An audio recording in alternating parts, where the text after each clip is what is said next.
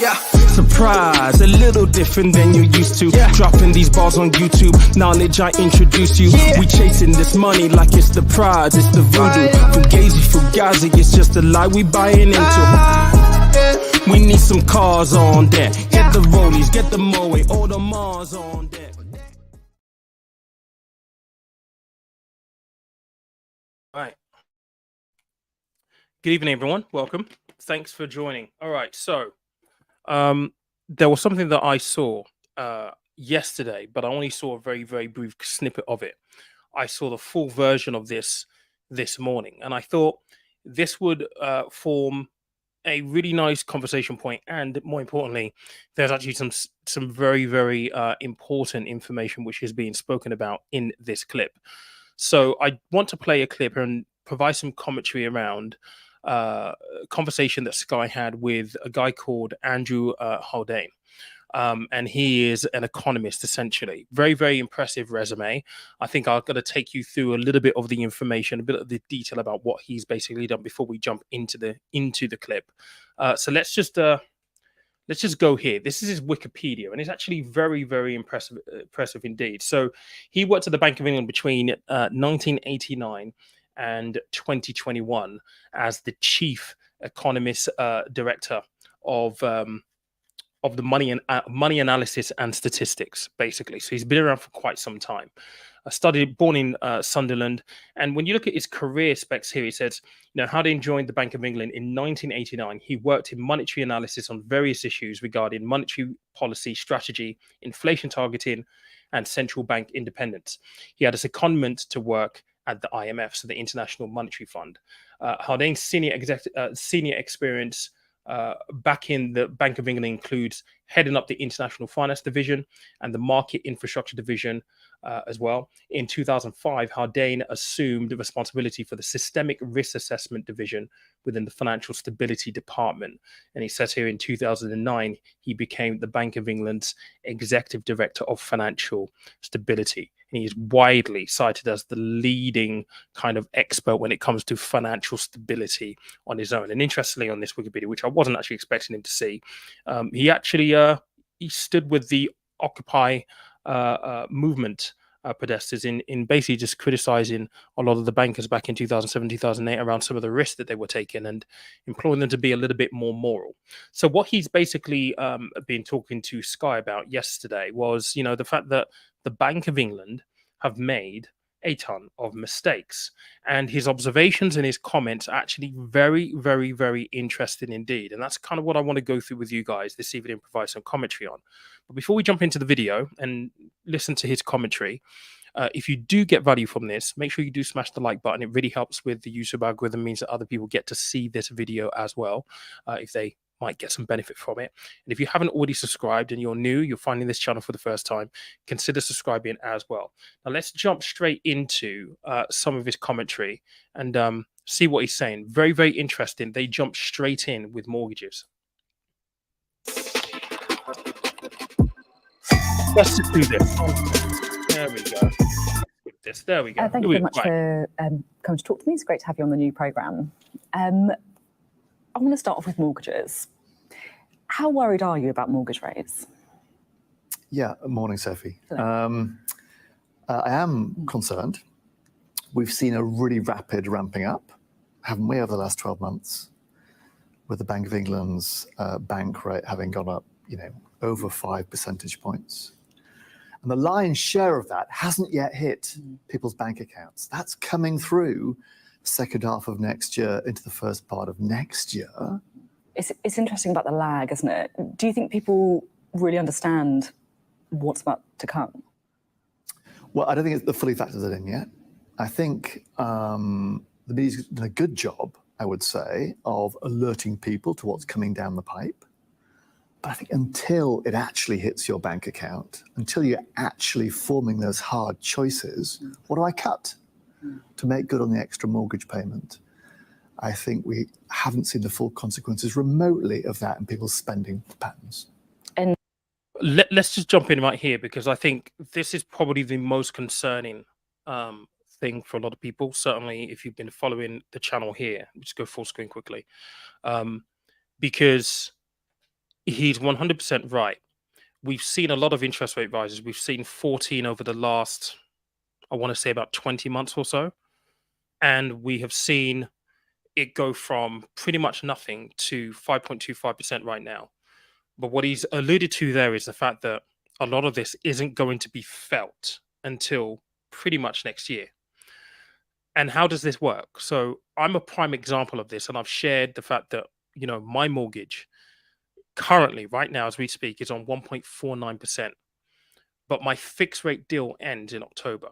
So for me, whilst I've sat through and watched all of these interest rate hikes come through, it's not going to hit my pocket until I come off my 1.49 fixed rate at the end of October and go on to my new rate of 4.75. Now, what does that look like for me? That looks like a £210 a month extra payment to the mortgage by way of the interest rate increase. Now, I've been talking avidly about the fact that if you have a mortgage, you're coming to the end of your deal, you've got 6 months to shop around for a new deal. And the government's done a lot around the mortgage charter, around getting the mortgage lenders to communicate clearly with their customers about what they can do 6 months prior, making it abundantly clear that they can start shopping around for deals. But for a lot of people, they're not going to be able to shop around. They haven't been able to shop around because their fixed rates don't actually come to an end until next year. And in this current moment right now, if you're going from a 1.49 like I am to what is the average 2-year fixed rate, over 6%, depending on obviously your loan to value, you're not going to feel the pinch. You're not going to feel the squeeze until those increased payments come in. And unfortunately, there is going to be a lot of that to come in the next, I would say, 6 to 8 months. And that's really what he's alluding to there. And the fact that people are going to have to adjust their spending. And it's going to mean tough choices. Let's get back to this. And what do you think the full consequences will be then? Well, it'll be a squeeze. So we've got sort of two forces swaying the economy over the next 6 to 12 months. One of which, a positive one, a tailwind if you like, will be falls in inflation. That process has begun. On the other side though, Sophie, the headwind, the big headwind, is as the cost of living is falling, the cost of borrowing will be rising, and that will squeeze spending in the opposite direction. I'd hoped, last time we spoke, I'd hoped for a recovery in the second half of the year due to the tailwind. I fear the headwind of mortgage rates will trip that up and halt any recovery in its tracks. And one of the things that is worthwhile just mentioning here, it's not just the increased cost of mortgages either that, is going to cause this huge headwind, as he puts it. The fact that if you go and try to access any kind of debt, it's going to be more expensive in this new landscape. And again, this is where you start thinking about what does this look like from a personal finance point of view for many households here in the UK. It looks like very tough decisions. Now, we know statistics tells us that less than 1 in 4 of us have £100 in savings here in the UK, which means that when things like this happen, you need to find an extra couple of £100 every single month, and you can't get it in income. Naturally, what people default to is debt, credit cards, overdrafts, personal loans, those kind of facilities. And if you're an investor, maybe this presents an opportunity around the kind of investments you basically hold in terms of investing in the financials and credit card supplies, all this kind of stuff, right? But in the real world for families, not only are they going to see the cost of the mortgage and the rent go up, but if they are having to access credit cards, overdrafts, personal loans to fill in a gap, and I know people my friends who have looked at taking personal loans as a safety cushion, even though it means repaying more money, that's more expensive. And the whole equation feels like it's counterintuitive.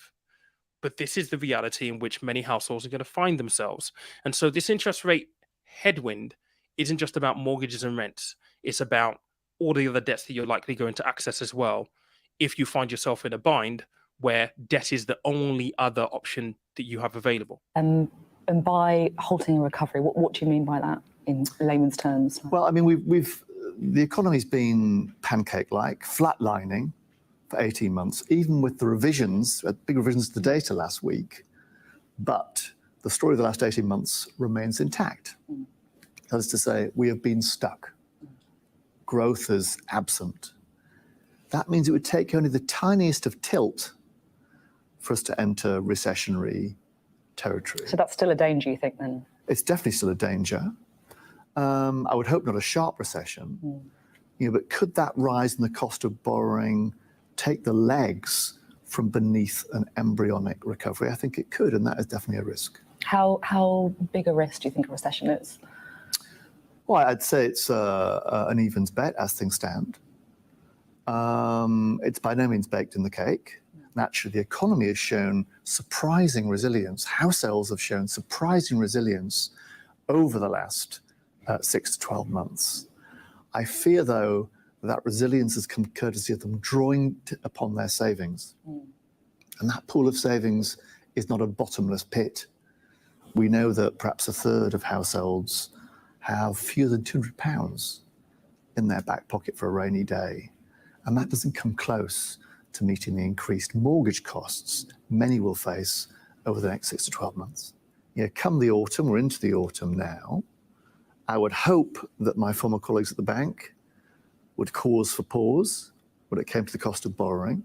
And I hope when it came to the government, there is something in the second half of the year, perhaps at the time of the autumn statement, that can give a bit of a giddy up to growth by investing in both people and in catering equipment and machines and buildings in a way that provides a firmer underpin to growth into the second half and builds that confidence, Sophie.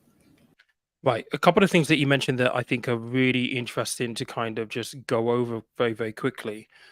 And that was obviously iterating some of the stats around the fact that a lot of households simply just don't have enough in savings to cover the increased cost that is going to come along because of the interest rates that we've seen.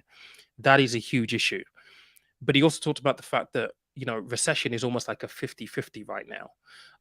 And he also mentioned there that he hopes, or he would hope, that his former colleagues currently or whatever, would pause over the next quarter or so on the cost of borrowing. When he says cost of borrowing there, he's referring to interest rates. And this is where I want to kind of maybe just share this right here. We've gone over it a number of times on streams just like this. Bear me 1 second.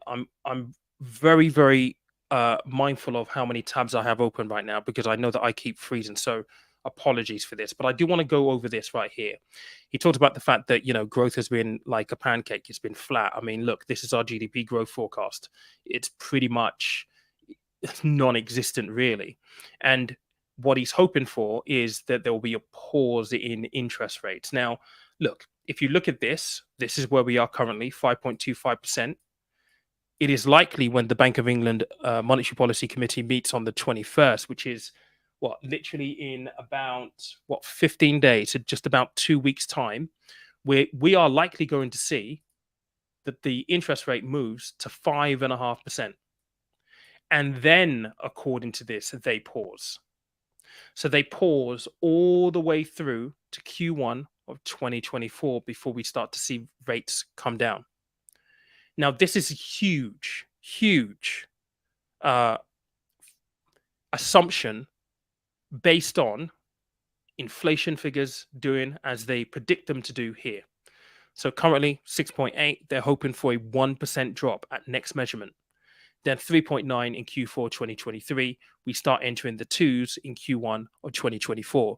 And if you followed my live from maybe last week or so, I really questioned whether it is possible that we will hit our 2% target before the United States does, given the fact that the Fed are warning of further increases to their interest rates in the US.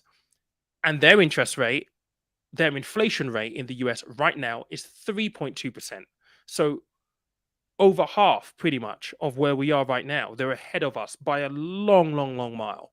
Although, obviously, different issues being faced across the pond. So interesting comments from him right there. And he does go on to talk a little bit more about some other bits and pieces, which let's get back to right now. I'm on a go slow. Apologies, guys. This won't be fixed until literally until the new computer arrives, which is going to be in about a week and a half's time. So apologies. But let me just share this because it has now caught up. I want to talk to you about that investment in a minute, but just to pick up on what you said about your colleagues, your former colleagues at the bank. So you're saying that if you were still, a voting member at the Bank of England, you'd say, let's stop the interest rate rises, the baseline rises. I'd have stopped a couple of rises ago, in truth. So I think there's enough in the tank already by way of tightening. So they've overshot, you think? Maybe? I think there's a risk of overshooting, and I hope there's not further overshoot. Because I think there's enough tightening in the tank already to take inflation down to the sorts of levels where people stop talking about it. Like, you stop asking me questions about it. My first one was mortgage rates, right? Yeah. Completely. And it has been the popular narrative now, not just between you and I, but out in the streets for the better part of 12 months. Just on the Bank of England, do you think in recent years the Bank of England... It's really interesting what you said there, that he would have stopped a couple of rate rises ago. That's hugely debatable. He thinks there was enough in the tank, and obviously he's more qualified than maybe me and maybe a lot of us who comment on this stuff here on YouTube. But he believes that there was enough in the tank. And I can completely get where he's coming from here, because if you really think about it, over the past 12 months, let's just say 12 months, the huge panic has been about the impact on rents and mortgages specifically, and the impact that was going to have on households. And I think what he's kind of alluding to there is, there is always this tussle that you have when you're moving monetary policy in this way with interest rates. The question of how much pain are you going to cause in order to solve the large problem. And it feels like to me as if he kind of takes a more pragmatic but passionate approach to the decision-making process to increase interest rates, which is actually a little refreshing to see. Whether it would have been the right move to do, I will never know, because at the end of the day, he could have been wrong. He could have also have been right. If he was a voting member of the Monetary Policy Committee, maybe he would have had an impact. But the reality is we're never going to know now. But it's interesting here to hear him say that he would have stopped a couple of rate rises ago. And that's purely, I believe, from the point of how much pain is this going to cause. And Andrew Bailey has been very, very open right from the beginning of this year to say that they will continue pushing until, they are able to get this inflation equation right. And if it means that they break something or we go into recession, then that's essentially what needs to happen. That causes more pain, though. So it's interesting to hear his take on this. I know hindsight's an easy thing, but you did warn about it before as well. Do you think the Bank of England printed too much money and that has fueled inflation? Well, I think it kept on printing money for a bit longer than it needed to.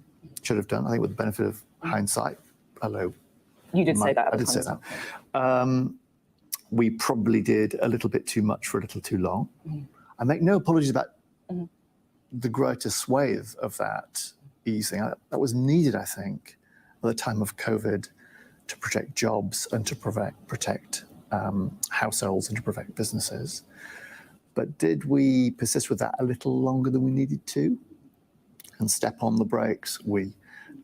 Did they step on the brakes a little too late and therefore a little harder now than they needed to? I think that is probably where we find ourselves, regrettably. You said we. I think that's a really big point that he's made there. And look, if you really think about it, through COVID, it was absolutely needed. I mean, people would have lost jobs, people would have lost their homes. So the printing of money was necessary at that point. What he's basically saying here is that it simply went on for too long. although it was needed. And I don't think he's wrong there. But again, hindsight is a beautiful thing. How do you make that call in the moment? I mean, these guys are highly paid. They are extremely qualified, very, very knowledgeable. They're professionals. You would expect that they'll make the right call, but the right call at the time isn't always the right call 6 months, 12 months later on when you have the benefit of hindsight. And it's interesting to hear him talk about that. But there is no doubt that you cannot print the amount of money that we printed and not expect that inflation was going to be an issue. And I think they probably would have foreseen this and known that there's going to be an issue down the track, and they probably just thought, we'll deal with it then. And here we are now, trying to deal with it. And unfortunately, there is going to be further fallout from this. Would you be tempted to go back to the bank? Some people have got you pegged as future governor. I did 32 years. That's ample. I'm really enjoying. Actually, this goes to the question of, what are the biggest challenges facing the UK economy right now?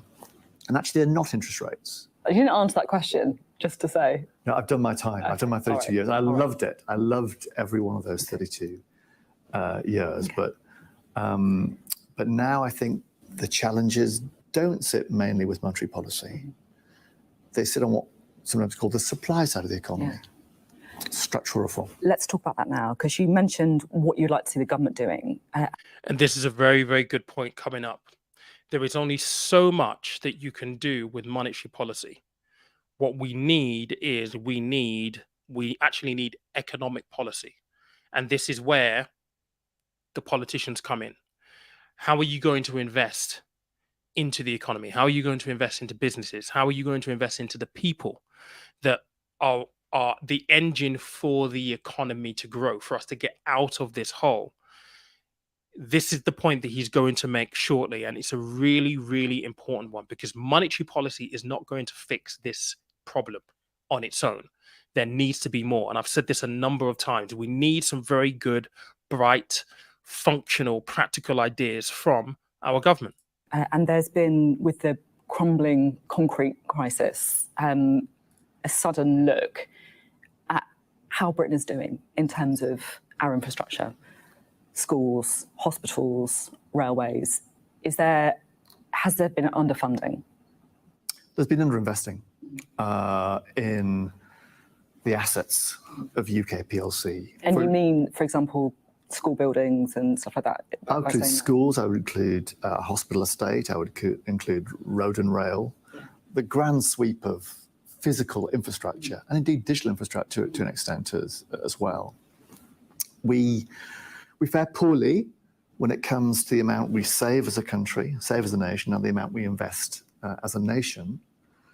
And that's the main reason why we're seeing these problems, these fragilities in our infrastructure show up, whether it's crumbling schools or congested motorways and railways. So should they have seen this coming, the government? Well, it's a collective we. That underinvestment, long predates this government. Should we have seen it coming? I think it was foreseeable that if you consistently underinvest as a nation, then the quality of your what's sometimes called capital stock, the stuff we rely on for our everyday lives, the schools our kids go to, the roads that we drive on, the hospitals that we visit, unless you keep on investing in those things, it trips you up over the longer term. And we've invested too little for too long. Now, I don't know whether he is a Tory or a Labour voter. I'm not too sure. But I do think that it's important. One of the things that you said here is really important to acknowledge. It's not just about this government specifically. We've had underinvestment for way too long. And yes, the Tories have been in power for a large proportion of that. But I think that collectively as a government, I question the competency of our politicians. Just today, Birmingham City Council, which is one of the largest councils in Europe, declares bankruptcy through mismanagement, through, botched IT upgrades, through just stupid decisions. They've got a £760 million bill to pay for not paying women well. I mean, equal pay. How do you do this? And I think he's right. We haven't invested anywhere near enough over the course of probably the last 2, 3 decades. And this is acutely seen in what the property market is. And he goes on to talk about that in a moment. Look at the property market. The reason why we have house prices this high is because governments, successive governments, have failed to build more houses. And now we get to a position where the dream or the prospect of buying your own home feels unattainable for millions of people in this country. It is absolutely insane. So what would you do then if you're in number 10? I think now is the time for investment. And that needs to be broadly based, not just government. It needs to be businesses as well, playing their part. But often the lead needs to come from government. Mm-hmm. And I've made the point, Sophie, that our current fiscal rules get in the way of that. They don't recognise sufficiently the difference between spending money that gets paid out today and spending money that's investing for tomorrow in the schools, in the hospitals, in the roads and the railways and the broadband. I'd much prefer, rather than us fixating on measures of debt, how much we spend, to look instead at how much we invest in those assets. Do you think Labour gets it? Because Labour have been very cautious when it comes to investment. They obviously don't want to be pegged at the next election as going back to the sort of magic money tree days, as the Conservatives would put it.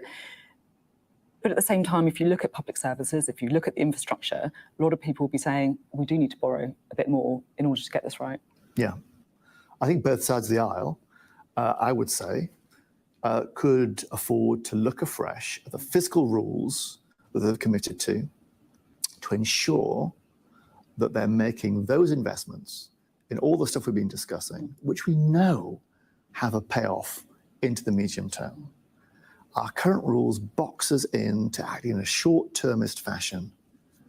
And we know that that ultimately hurts growth over the medium term. So would I prefer a bit more ambition politically on the investment side, on the fiscal side? Yes, I would. I live in hope rather than expectation, Sophie, but nothing wrong with hope. Yeah, you can keep calling for things. Your background's quite interesting. You were born on a Sunderland council estate. You became one of the first non-Oxbridge graduates to join the Bank of England's trainee scheme. You believe in levelling up. You're passionate about education. Has it shaped your perspective? Yes, from the early, it's why I became an economist. It's why I entered public service. It's why I've remained a public servant over the period. I do see, and you see too, huge opportunity in people and in places all across the UK, opportunity that's too often being lost. Just finally, falling house prices, good or bad thing? Well, near term, bad for the economy because it saps confidence, it erodes wealth, and therefore will chew up spending. But ultimately, we have in this country built far too few houses for far too long, probably for the greater part of 50 years. If we were to build a more appropriate number, one consequence of that would be certainly house prices not rising as fast as in the past relative to people's incomes. And that would be good from a long-term affordability perspective, which is a big problem among young people in this country. A mental health crisis, financial precarity, and inability to get their foot on the housing ladder. Levels of home ownership among the 30-year-olds are back to levels of a century ago. Wow. The only way we will fix that and problems like that is one, by growing the incomes of young people. We've suggested how. And two, by building more houses and therefore making them less expensive. So it's part of the problem near term, but part of the solution longer term. Thank you very much. Thank you, Sophie. All right, so there we have it. I mean, look, guys, I've got a a poll in the chat. I'm asking you guys whether you feel confident, you have confidence in the Bank of England. I'm going to end this poll shortly. I'm going to give you a few minutes to basically vote. But what I would also like to know is, what do you think of his comments? I think the last comment on housing, I think, is 100%. He's spot on. We need to build more. The government needs to build more. And with property, it is still this equation. It's basic economics. It's supply versus demand. If you have less of a supply compared to the demand of the market, prices are going to soar. And the longer you are able to maintain that equation of less supply, more demand, this is really where you get the bubble, right? And if you build more houses, you have a shot at least making those prices come more in line with people's ability to be able to actually get a mortgage. I mean, I was looking at a stat the other day, and it's like, if you think about the deposits that you need, or the average mortgage being a huge multiple of what people are earning. I've got a friend right now who's looking to buy a place in London, and they're looking at £500,000 plus for what was going to be something like a 2-bedroom flat. And the mortgage payment is ridiculous. But we need more, and we need some ideas from government. We need some ideas from our politicians. Monetary policy alone is not going to do it. Have there been mistakes along the way? Yeah, sure. But how can you get this kind of equation right 100% of the time, given everything that we've been through, from COVID to cost of living, to where we are right now with interest rates rises, and to the extent of kicking the can down the road, you're still going to meet that can. And this is where we are right now. It's a can that they've kicked down the road that they knew was going to be coming when they were printing all of this money during COVID. We're now having to deal with this issue. And so, look, let me just end this poll, see what you guys are saying. Do you have confidence in the Bank of England? The verdict is in, ladies and gentlemen. And honestly, I'm not surprised. I'm not surprised at all. Look at this. There is at least there are 22% of you, 23% of you say, yeah, you have confidence. But a resounding 77% of you say no. No confidence in the Bank of England, which really does not surprise me at all. Oh man, listen, it's gonna be a tough road. I think we are kind of at the end of this inflation curve right now, and that will be good. But it still doesn't mean that you shouldn't do what is necessary to control your controllables within your personal finances. I'm having lots of conversations with people at the moment for workshops and things that I deliver in the corporate space, and I'm getting a sense that people are very, very worried. But if there is a silver lining in this, is getting people are now looking more practically at things like their debt, realizing, well, this is ridiculous. We need to do something about this. Whereas before, we just rolled it on. We just get another 0% balance transfer and just turn it on. People are now thinking this is stupid. We need to deal with this, and we need to deal with this once and for all. And if there is a silver lining, I suppose that will be the silver lining that I would pull out.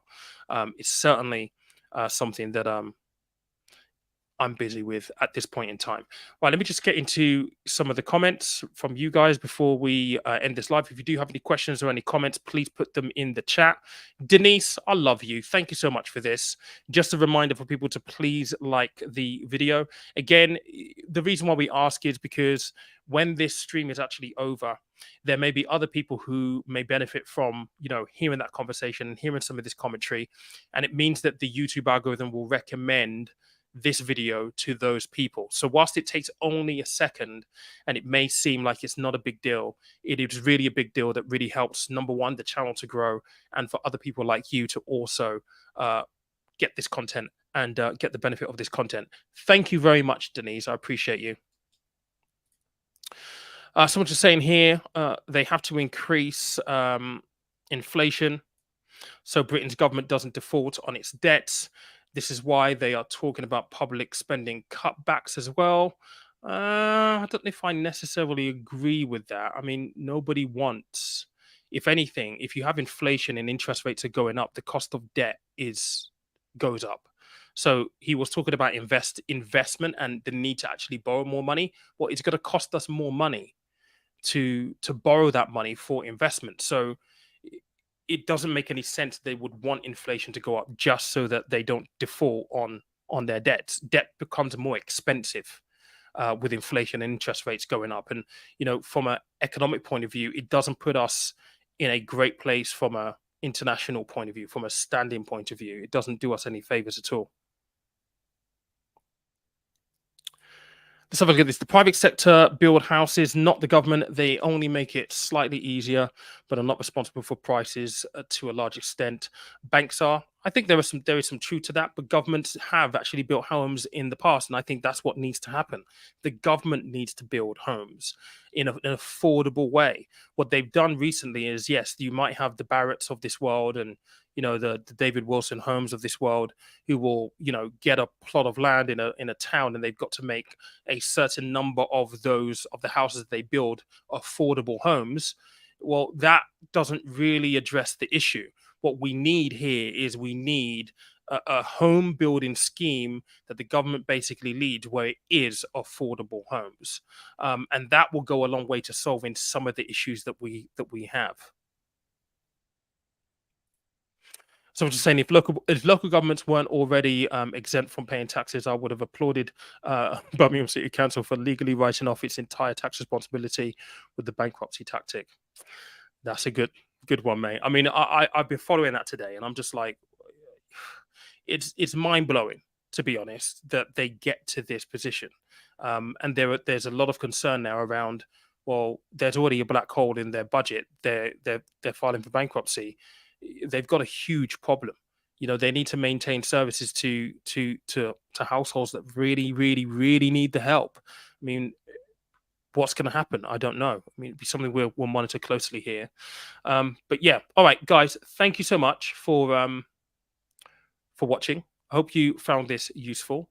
I will be chatting again to you tomorrow on mortgages and things like that. Just to offer some encouragement and everything like that there. But guys, I hope you enjoyed it. Thank you so much for watching. I will catch you later. Surprise, a little different than you're used to. Dropping these bars on YouTube, knowledge I introduce you. We chasing this money like it's the prize, it's the voodoo.